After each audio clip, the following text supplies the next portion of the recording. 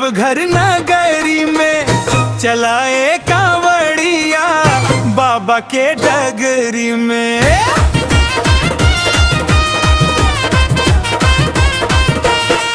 गंगा जल ले आईनी भोले के चढ़ीब सावन के महीना में जय शिव शंकर गई। बाबा हर हर बम बम गूंजे हो देवघर नगरी में चलाए कांवड़िया बाबा के डगरी में। देवघर कांवड़िया बाबा के डगरी में।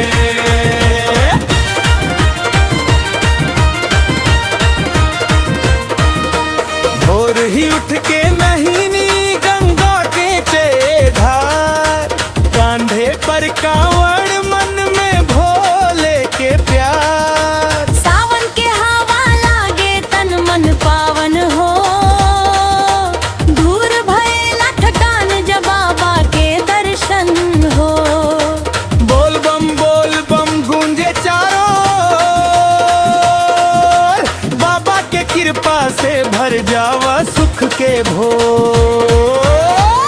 हर हर हर बम बम गूंजे हो जय हो देवघर नगरी में चलाए कांवड़िया बाबा के डगरी में। देवघर नगरिया बाबा के डगरी में।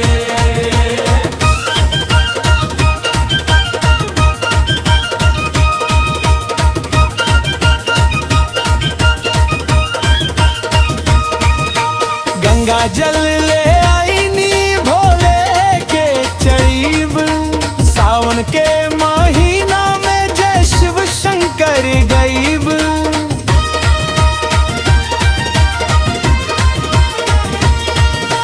हर हर महादेव बोला मन खोल के बम बम के धुन पर चला सब बोल के। हर हर हर बम बम गूंजे हो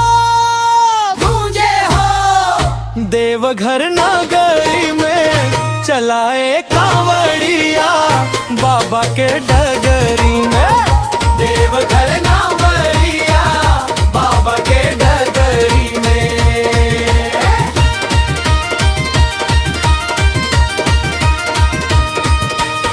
गंगा जल ले आईनी भोले के चढ़ी सावन के महीना में जय शिव शंकर गई। हर हर महादेव बोला मन खोल के बम बम के धुन पर चला सब बोल के।